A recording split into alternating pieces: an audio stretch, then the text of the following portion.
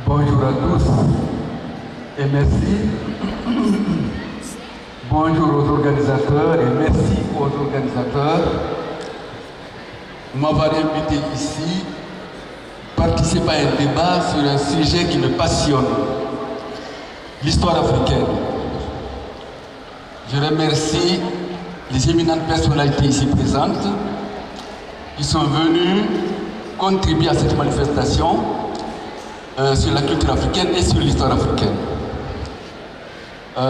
Je suis ravi de constater que les jeunes Africains, malgré Internet, malgré Facebook, malgré cela, malgré le rap, malgré le football, qui sont des sujets préoccupants aujourd'hui, ces jeunes se soucient de comprendre et de préserver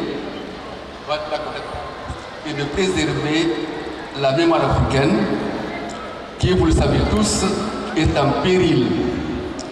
La mémoire, c'est le bien le plus précieux pour un peuple. Sans mémoire, il n'y a rien.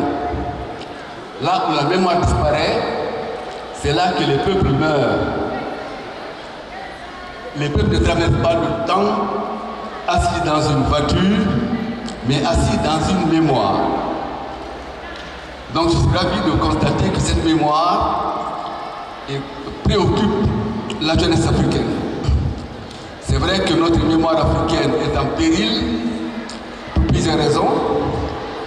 La première, c'est qu'elle est orale essentiellement, et que l'oralité est fragile, les gens oublient vite, et que les principes, les vecteurs de cette mémoire sont en train de disparaître. Ce sont les ancêtres, les anciens et les griots. Ils sont de moins en moins nombreux et surtout leur fonction est de plus en plus dévoyée. Aujourd'hui, les griots font essentiellement de la musique. Ils ne transmettent plus de valeur. Je voudrais ensuite solliciter de vous deux indulgences. La première, c'est que je ne suis pas historien. Je suis un romancier. Je maîtrise l'histoire de l'Afrique autant que vous. Je maîtrise l'histoire des Peuls et du Fouta Djallon autant que vous. Vous serez donc indulgent et comprendre que je ne peux vous apporter que le peu que je connais là-dessus. Deuxième indulgence, c'est que je suis devenu un vieillard. J'ai vécu sans me rendre compte. On vit toujours à son insu. La vieillesse est arrivée chez moi sans frapper à la porte. Et j'ai des problèmes de nerfs. Ma langue est devenue très lourde, mais devenue très difficile de prononcer les mots convenablement. Je vais donc parler très lentement afin d'être audible pour la plupart d'entre vous. Alors maintenant, j'en viens au sujet. La construction des États-nations en Afrique de l'Ouest, le cas du Fouta Djallon théocratique. Un plan comme ça. Une idée me vient tout de suite à l'esprit. Le Fouta Djallon n'est pas un cas isolé. C'est un fait qui découle d'une logique. C'est un événement qui s'inscrit dans un processus historique bien précis. Processus historique qui a été consigné dans une rubrique que les historiens appellent les hégémonies peules. Parlant de ces hégémonies, je voudrais vous recommander un ouvrage très important. C'est la première hégémonie peule, écrite par un historien sénégalais qui s'appelle Omar Khan, livre qui a été préfacé par Amadou Matambo, ancien directeur général de l'UNESCO. C'est un livre très intéressant qui explique effectivement comment ces hégémonies peules se sont constituées dans l'Afrique de l'Ouest. Il faut tout de suite dire une chose. Le Fouta Djallon, je l'ai dit, ce n'est pas un cas isolé. C'est-à-dire qu'il y a eu des choses avant le Fouta Djallon et des choses après le Fouta Djallon. Le Fouta Djallon n'est pas le premier royaume peul. Il n'est même pas le premier royaume théocratique. Le premier royaume théocratique, c'est le Fouta-Boulou, qui a été fondé en 1660, donc près de 80 ans avant le Fouta-Djallon. Le Fouta-Boulou lui-même, on sait que ce Fouta-Boulou jouera un très grand rôle dans le Fouta-Djallon, dans son concept, dans son institution et aussi dans son fonctionnement. Le Fouta-Boulou lui-même n'est pas le premier royaume. Il y a eu avant lui le grand empire des Denianké, les Tengela. Donc c'est un très grand empire de 19 royaumes entre le 16e et le 18e siècle. Et avant lui, il y a eu la dynastie des Djaogo qui a régné sur le Nyamirandi. Le Nyamirandi, c'est une terre, un peu cela veut dire la terre de l'abondance. C'est un pays que les Berbères vont surnommer le Tekrour. Tekrour, ça veut dire le pays de l'or. Les Djaogo, ça veut dire quoi? Ça veut dire les maîtres du fer. Dja, un peu, c'est le maître. Ogo, c'est le fer. Ils ont régné du XIe siècle à la domination de l'Empire du Mali, qui a battu le pays et qui l'a mis sous son joug.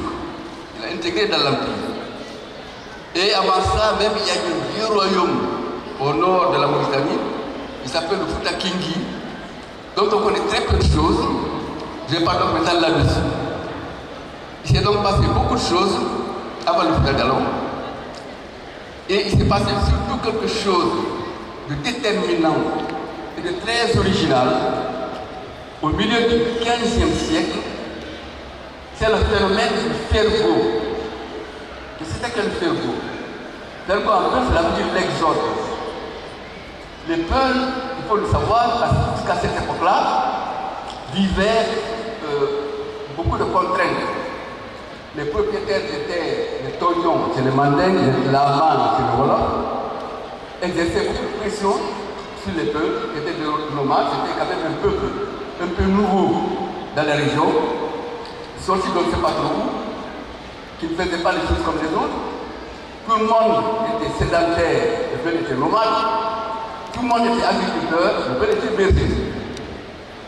Et ces bœufs allaient ravager les champs des paysans, tout cela posait beaucoup de problèmes. Et les peuples subissaient beaucoup de vexations et d'exactions de la part des chefs à cette époque-là. On les surimposait pour avoir droit au pâturage, pour faire des transhumances. Il arrivait même qu'on exerce un droit de cuissage sur les femmes pour avoir accès à ces pâturages. Et à partir du XVe siècle, ils vont manifester d'une manière très originale. Ils vont sortir par dizaines, par centaines de milliers de personnes avec leurs bœufs, leurs chevaux, leurs armes. Ils vont traverser des centaines, voire des milliers de kilomètres. L'un de nos chefs, nous sommes là dorénavant, nous sommes pris en découverte au Cameroun. Il y a eu plusieurs fergos, mais les deux plus connus, c'est le fergo de Doulo Demba et le fergo de Magadialo. Doulo Demba part du Fouta-Tourou avec des milliers de personnes. Il va jusqu'à la Guinée Bissau actuelle. Ça fait plus de 1000 km. Et en Guinée-Bissau, ces bœufs, ces chevaux vont s'amuser dans les mangroves, dans les marécages. Là, ils vont être battus par les Biafada. Les Biafada, c'est une tribu de Guinée-Bissau qui existe encore d'ailleurs en Guinée-Bissau. Alors, il y a une Portugaise qui s'appelle André Alvarez d'Almeida, qui était là à cette époque, qui a écrit ceci. On n'avait jamais vu une telle troupe parmi ces nations. Elle alla détruire tout, passant par le territoire de Manding, de Kassanga, de Banyoum et de Bouram, soit plus de 150 lieues.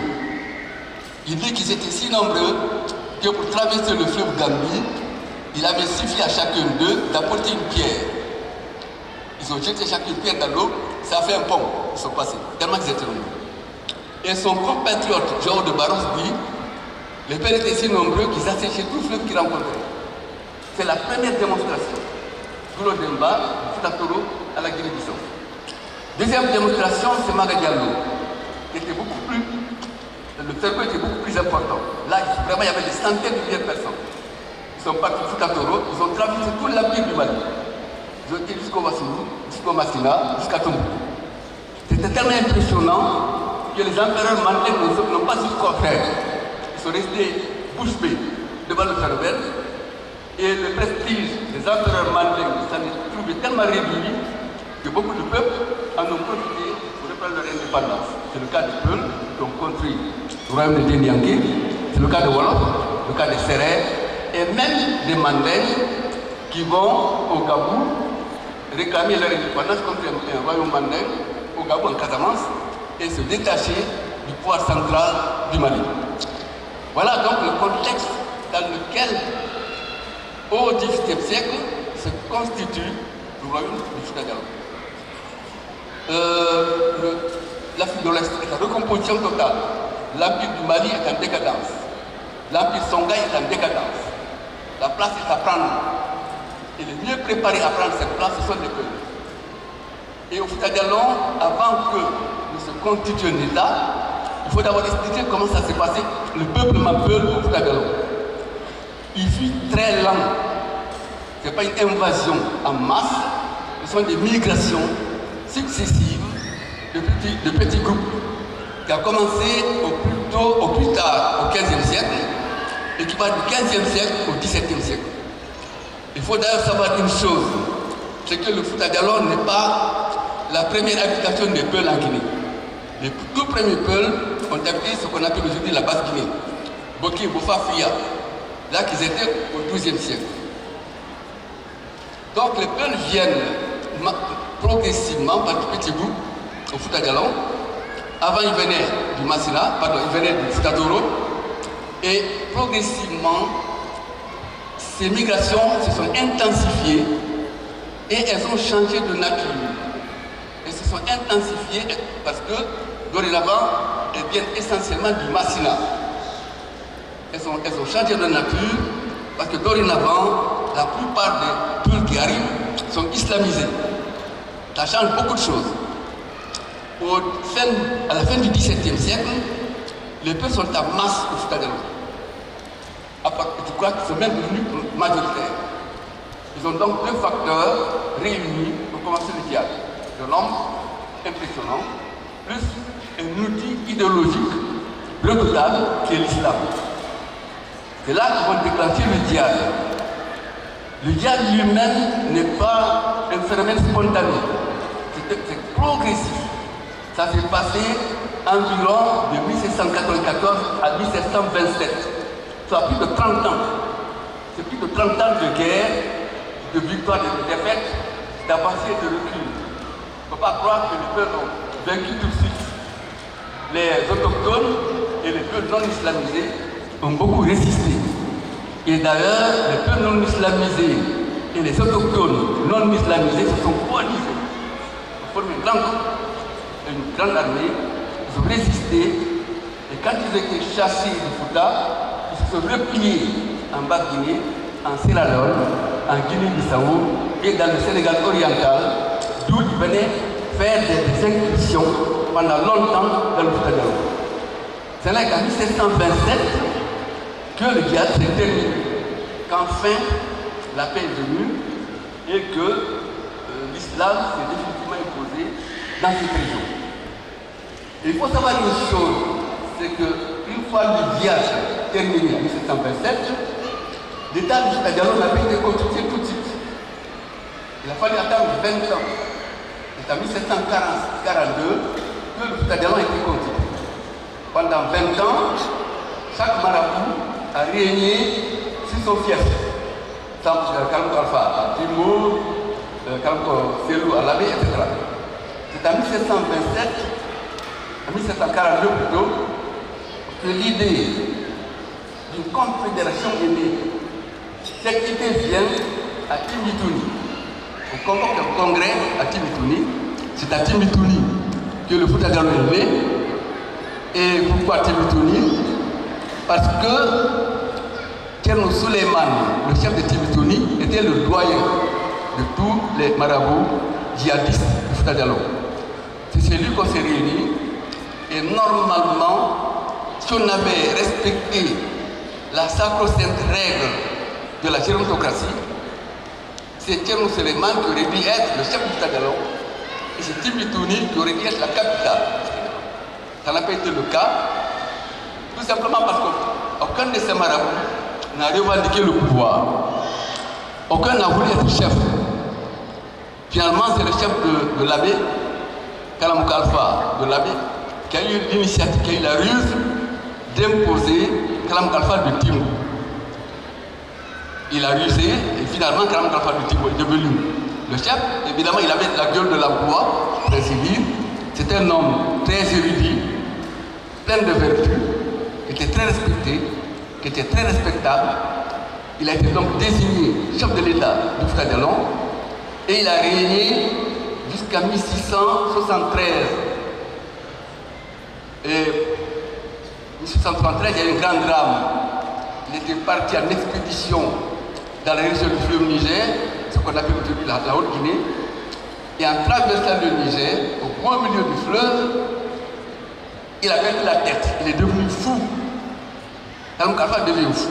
Le chef du pays, le chef d'État, devient fou. On le destitue évidemment. Et comme son fils, Alpha Salou, n'avait que 16 ans, il ne pouvait pas diriger non plus. Les anciens du Fouta se sont tournés vers son cousin, Ibrahima Sori. Ils lui ont demandé d'assurer la régence jusqu'à ce que le jeune Alpha Salou grandisse. Ibrahima Sori prend le pouvoir. Kalamouka Alpha meurt 3 ans après. Ibrahima Sori reste au pouvoir. Alpha Salou n'a pas encore complètement grandi. Et il reste tout de même au pouvoir. Et à la fin, les vieux du Fouta sont un peu énervés. Ils viennent de voir, ils disent écoute, on t'a nommé pour assumer une régence. Il est temps de quitter le pouvoir et de restituer à qui le droit, c'est-à-dire au fils de Kalamouka. Il rechigne un peu, mais il obéit finalement. On met au pouvoir Alpha Salou, fils de Kalamouka, d'héritier légitime. Alpha Salou décide de poursuivre l'expédition que son père avait commencé dans la région du fleuve Niger. Il prend une armée, il va dans cette région, il va très loin, jusque dans un royaume qui s'appelle Sankara, pour régner un certain Bourama Kondé. Il investit la ville, la capitale du pays. Il trouve un vieillard de 80 ans, qui est le père de Bourama Kondé. Il le gifle. Il dépasse la ville, prend tout, il rentre à Tibo. Bourama Kondé revient, il apprend ça, il monte une très forte armée, il arrive à Tibo, il saccage la ville, il brûle la mosquée, il déterre le corps de Kalamouka Alpha, il coupe son bras, Alpha Salou fuit, va vers Fogumba, et encore une fois, les vieux du Fouta vont voir Ibrahima Sori mort. Il dit écoute, le Fouta est envahi, notre chef inexpérimenté, il faut encore une fois que tu sauves le pays. Ibrahima Sori dit d'accord, il réunit une armée très forte, il poursuit Bourama Kondé, il le bat, il le tue, il le jette dans un fleuve, celui qu'on appelle Sirakouré. Mais il continue de régner. Cette fois-ci, il est légitime. Il a sauvé le Fouta Djallon. Et personne n'ose venir le déranger. Il règne jusqu'à sa mort. Dès qu'il meurt, deux Almamis vont se présenter. Le jeune frère d'Alpha Salou et le jeune frère, dès qu'il meurt plutôt, son fils Savi prend le pouvoir. Il va se présenter à Fogumba. Les gens de Fogumba refusent de le sacrer. Il n'est pas légitime. Il va se présenter à l'abbé. L'abbé le sacre, donc c'est pas normal. Il devient roi, Almami, pendant 6 ans. Mais le Fouta n'est pas content. Au congrès de Timbitouni, il a été décidé que le pouvoir revenait à Kalamouka Alpha et à sa descendance. Les gens descendants d'Ibrahima Sori ne sont pas légitimes. Ce sont des usurpateurs. Ce sont simplement des gens qui vont assurer l'intérim. Donc le Fouta va se rassembler, il va combattre à Mamisadou, les gens vont tuer à Mamisadou, couper son bras et le présenter à Alpha Sali. Pour lui dire voilà, ton adversaire est mort, voici son bras, tu as maintenant la possibilité d'accéder au pouvoir, le chemin du pouvoir qui est ouvert.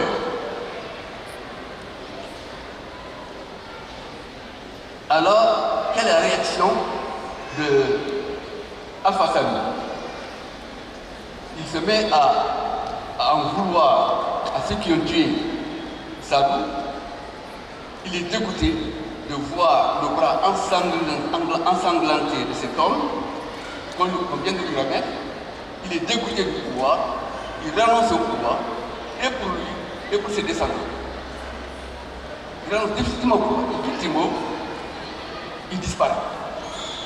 Et maintenant, deux prétendants au pouvoir, un Afaya, parce que le pays dorénavant est divisé en deux camps, Afaya, les gens partisans d'Alpha, et Soria, partisans de Sori. Le petit frère d'Alpha Salou et le petit frère de Salou vont se présenter tous les deux à Fokumba pour se faire introniser. Cela crée un grand remous, c'est presque la guerre civile. Le Fouta-Djallon a deux rois. Lequel faut-il choisir? On ne sait pas. Faut-il choisir l'Afaya qui est légitime ou le Soria qui a sauvé le pays? Et finalement, les vieux du Fouta-Djallon vont se réunir de nouveau. Ils vont décider d'instaurer ce qu'on appelle le bicéphalisme. C'est-à-dire, ils vont créer l'alternance entre le clan Afaya et le clan Soria. Chacun d'eux devra régner pendant 2 ans. Mobé, donc, Bibi, c'est-à-dire 2 fêtes de Tabaski. Le bicéphalisme commence là. Dorénavant, une alternance au Fouta-Djallon. Non seulement ce pays, quand il a été créé, a été fondé sur une constitution, en 1742, une constitution, bien avant l'indépendance américaine, bien avant la Révolution française. À cette époque-là, un historien anglais a dit que seuls 2 pays avaient une constitution, c'était le Fouta-Djallon et la Grande-Bretagne, avec la différence. Fouta-Djallon, la constitution est écrite, et elle est écrite, et en Grande-Bretagne, la constitution est orale. Ce qui est très étonnant, c'est que ce pays est fondé sur des institutions. Il n'est pas fondé sur la puissance d'un homme, plus de guerrier ou de droit divin. Ce sont des institutions qui sont fortes, ce n'est pas un homme. Et d'ailleurs, le Fouta-Djallon fera tout jusqu'à la fin pour éviter le pouvoir absolu. Il n'existera jamais au Fouta-Djallon le pouvoir absolu. Ce sont des institutions. Il y a des règles fixées que tout le monde est censé respecter. Et c'est curieux de constater que dès cette époque, le Fouta-Djallon contient les 3 vertus cardinales qui fondent l'État moderne et démocratique d'aujourd'hui. C'est le contre-pouvoir, c'est le contrôle et c'est le recours. À tout niveau du pouvoir du Fouta-Djallon, il y a un contre-pouvoir. Par exemple, c'est Timbo qui dirige, mais c'est Fokumba qui vote les lois. C'est Fokumba qui déclare la guerre. C'est pas Timbo. Si le roi de Timbo déclare la guerre, il le fait pour sa province. Seul Timbo Fokumba, le Sénat, a le droit de déclarer la guerre à un pays. Et chacune des provinces, c'est-à-dire va recevoir un privilège. Le roi de Kouria a le droit de porter son sceptre en paysan de l'Allemagne. Le roi de Fogumba a le droit de s'asseoir sur la même natte que le roi de Timbo. Le roi de Labé a le droit d'exécuter les condamnés. Le roi de Timitouni a le droit de porter son turban en paysan de l'Allemagne. Le roi de Kébali est exempté de la guerre parce que Kébali a beaucoup investi dans la guerre, dans le djihad. Ils ont tellement lutté dans le djihad qu'on les a exemptés de la guerre. En cas de guerre, ils faisaient juste la logistique, ils attiraient la logistique, etc. La province de Kankalabé avait le droit d'amnistie. Tout criminel ou tout délinquant qui arrivait à Kankalabé son cas a été examiné. C'est quand il avait l'amnistie, il était totalement amnistié dans tout le site de dialogue. Donc il y avait des contre-pouvoirs partout. Donc pas possibilité d'exercer un pouvoir absolu. Évidemment, tout cela ne sera pas un long fleuve tranquille. Ce sont des sociétés humaines, il y a des crises, il y a des dérives, mais en gros, le système fonctionne jusqu'à la pénétration coloniale. Thierno Laria, historien guinéen, a partagé cette période en 3 phases. Une phase qui va de 1784 à 1837. C'est la phase de rodage des institutions. C'est la phase où le Fouta Djallon va s'adapter à ces nouvelles règles, toutes nouvelles, imprimes, qu'on appelle le bicéphalisme. Il y aura des crises, mais en gros, l'alternance va s'exercer. 3 rois Afaya vont s'alterner avec 2 rois Sobians. Puis de 1837 à 1888, c'est ce qu'on pourrait appeler la vitesse de croisière. Le système de rodé fonctionne à peu près normalement. Il y aura des crises un peu, mais l'alternance se fait. Par exemple, l'abbé Oumar, le plus grand roi du Fouta Djallon, puisqu'il a régné au moment de l'apogée du Fouta, il a eu quelques heures avec ses alternants, mais il a régné pendant 30 ans en respectant l'alternance.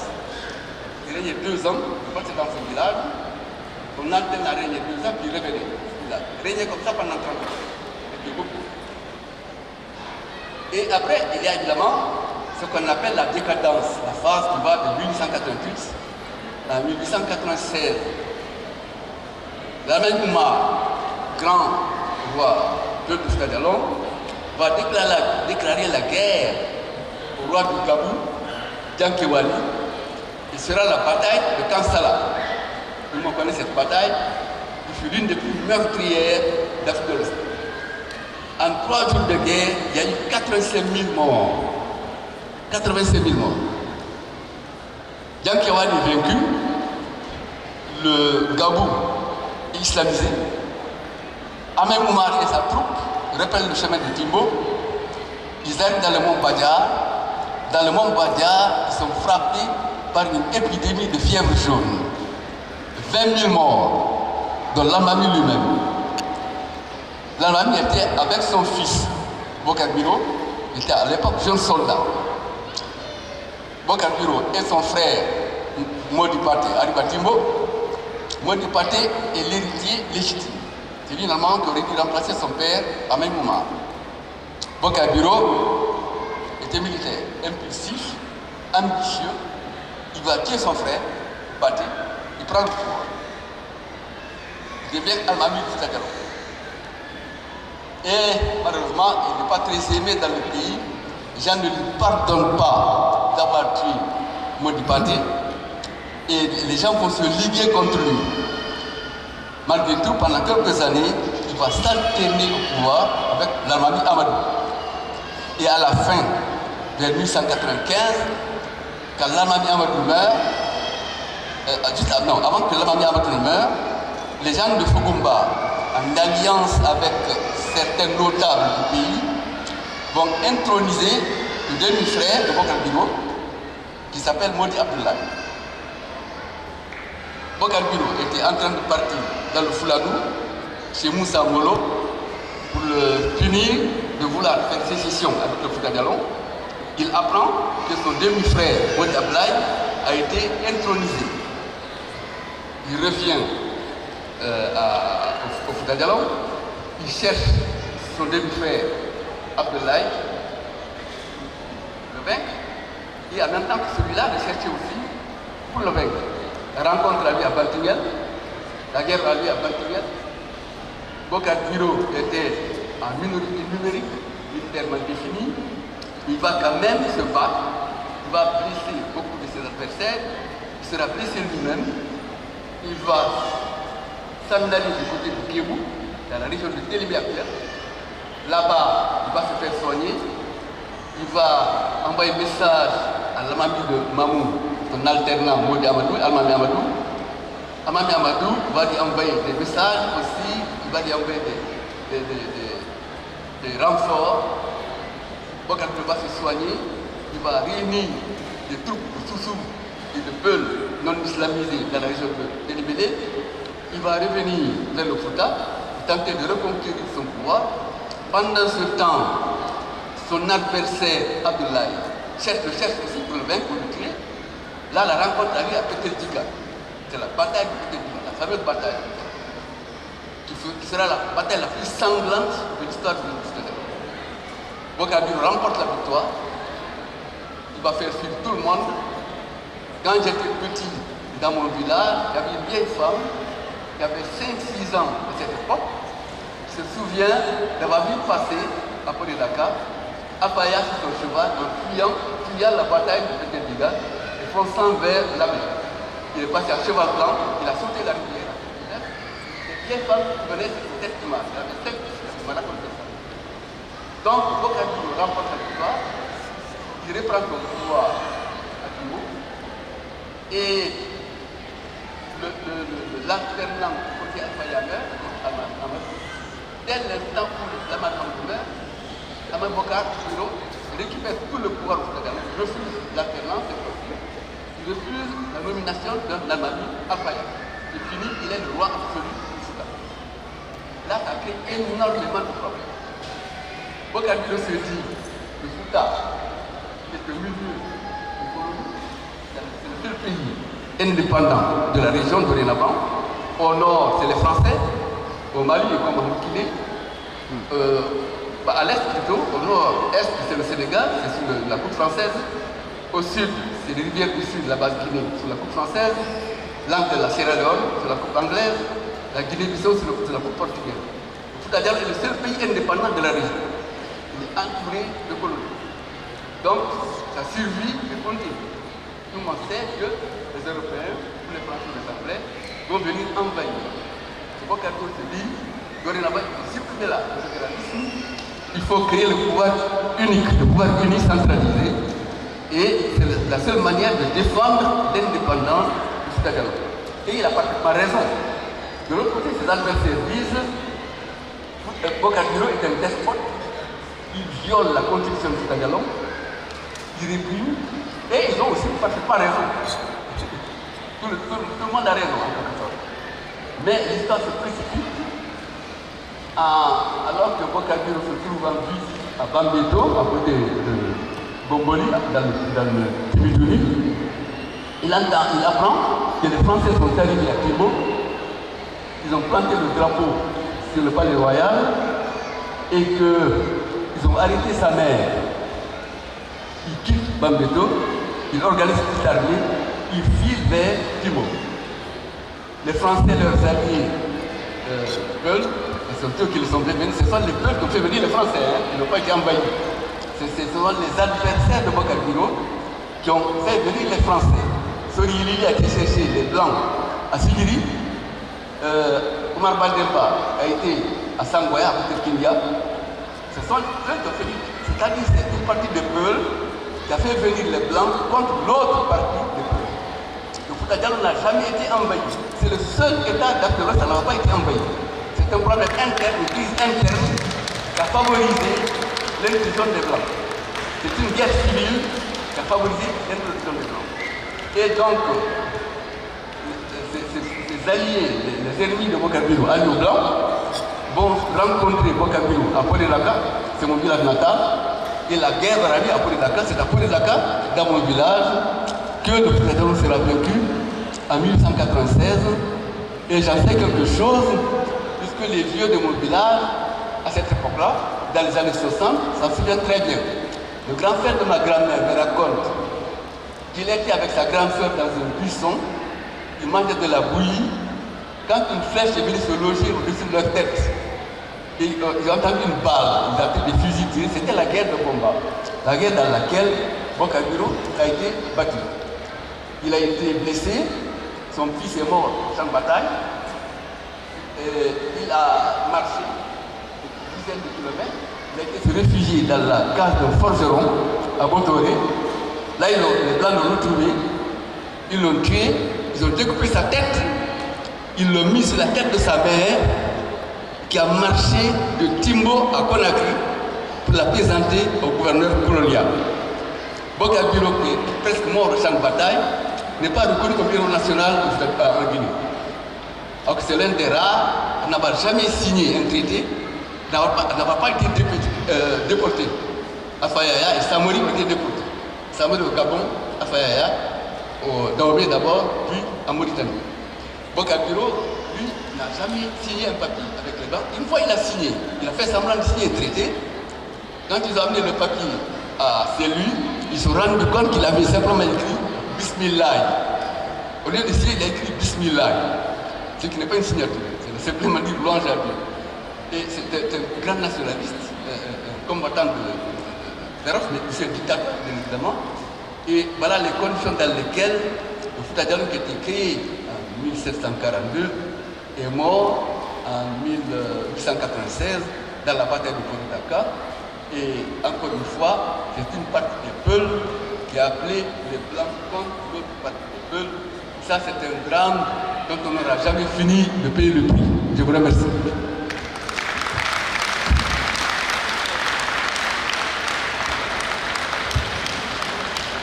Aray en weltanto ceernoɓe men ɓen ɗo windiyankeɓe battane oɗo sifaako koɓe sifani en ɗo fi oɗo nokku meɗen ko wiyete Fouta e alma maku haray en jarnay ɓe muradu moƴƴiru ko wona seeɗa haray ɓawta ɗum si tawi no woodi ɓer jogitiɓe lande seeɗa en feƴƴe lande ɗen so tawi no woodi faalaɓe humpitade goɗɗum ngo ɓer quelques minutes tawina ɗum haray ƴettiten programme ji ɗin e no haani.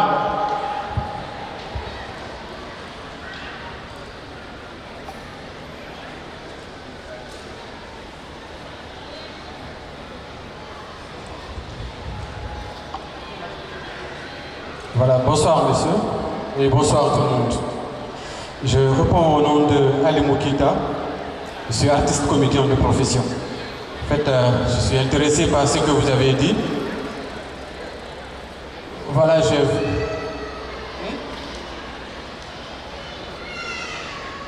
je dis je m'appelle Ali Moukita, je suis artiste comédien de profession. Voilà, je voulais tout de suite, vous avez parlé d'un homme, Boulo Dembo. Vous avez parlé de Boulo Dembo. Ben, je vais monter là-bas, c'est mieux. Non.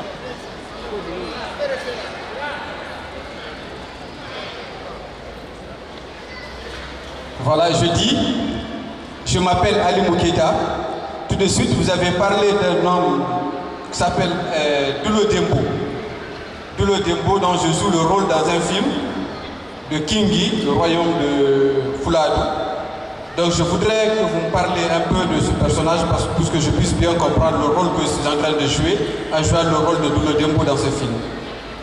Voilà, c'est ça. En fait, je joue le rôle de Boulo Dembo. Je ne sais pas si c'est Boulo Dembo ou c'est Boulo Dembo dans un film. Voilà. Oui, effectivement, Boulo Dembo, moi j'ai dit Demba, en fait c'est Dembo. Boulo Dembo, c'est l'un des organisateurs de ces fameux fergo, ces exodes massifs qui ont intimidé les chefs locaux, ce qui a fait que la pression que ces chefs exerçaient sur les peuples a beaucoup diminué. Et Boulo Dembo, effectivement, il part de Toro jusqu'en Guinée-Bissau. C'est plus d'un millier de kilomètres. Magadialo, lui, part, il traverse la ville du Mali, donc d'où jusqu'au Ouattara, jusqu'au Massina. Et ce sont ces fergos-là qui ont redéfini la géopolitique ouest-africaine. Ce sont ces fergos qui ont accéléré la chute de l'Empire du Mali et de l'Empire Songhai, qui a permis l'émergence de ces hégémonies peuls dont on parle.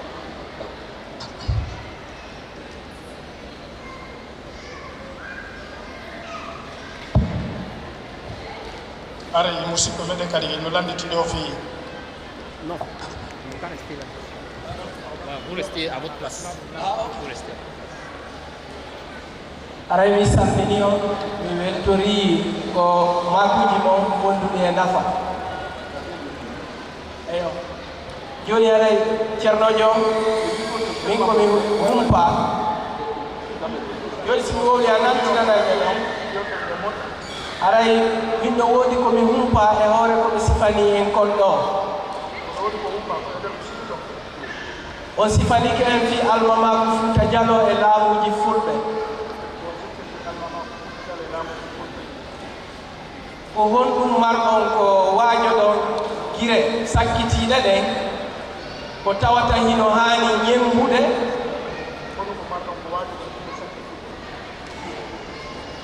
sukaaɓe ɓen jooni ko tawata hino haani ñembude eno aranɓe ɓen wuurirnoono ko wallata en heccugol dimaku meɗen leyɗe men yalta e tampere wimiye min heɗike makuji mon ɗin on sifanike en fi laamateriji fulɓe e almamako Fouta Diallo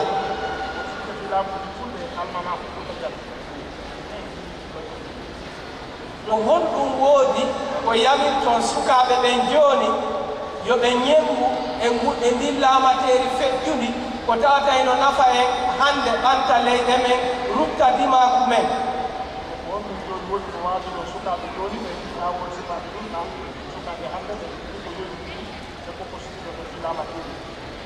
ko honɗum ñembetemɓe ko honɗum ñembetemɓe feƴƴuɓe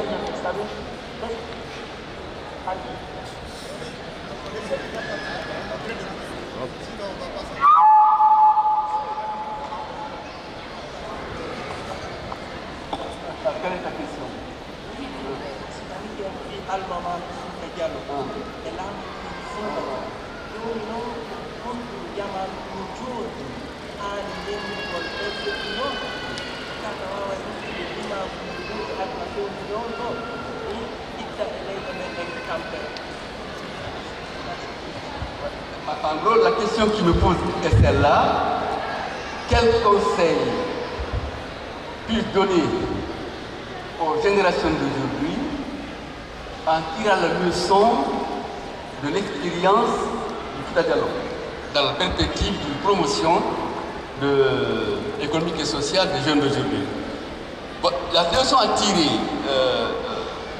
du Fouta Diallo, c'est déjà l'esprit de souveraineté, l'esprit d'authenticité. Les peuples de Fouta Diallo étaient fortement islamisés. Mais, ils n'ont pas appliqué la charia. Ils ont refusé d'appliquer la charia, ils ont créé une constitution inspirée de l'islam, mais indépendante de la charia. Autre chose de très important que les générations d'aujourd'hui ont oublié, c'était à cette époque-là, ces gens très islamisés étaient aussi très peu. Ils avaient leur valeur peu, leur culture peu, leur langue peu. Et j'ai l'impression qu'aujourd'hui, de plus en plus, les Peuls sont en train de déserter leur identité Peul au profit d'une identité exclusivement musulmane. Ce danger, Kalamok Alpha l'avait vu. Il avait pressenti, il disait à Timbo, dans toutes les manifestations, il répétait une phrase, il disait toujours, hey, qu'un fulbe want to be julbe, un julbe want to be fulbe. Il disait, nous sommes des Peuls devenus des musulmans, nous ne sommes pas des musulmans devenus des Peuls. Cela veut dire qu'il faut préserver l'identité, la culture Peul. Il n'y a pas de contradiction entre l'identité Peul et l'islam. On peut être un très bon Peul et un très bon musulman. On n'est pas obligé de nous arabiser. L'islam est devenu notre religion, on l'accepte. Mais l'islam ne nous fonde pas. Nous ne sommes pas nés de l'islam. L'islam nous a rattrapés à un moment donné de notre histoire. Il faut bien revenir à notre identité de Peul. On ne va pas complètement se fondre dans l'islam. Ça c'était le piège qui est tendu aujourd'hui au Peul. C'est ça le grand problème.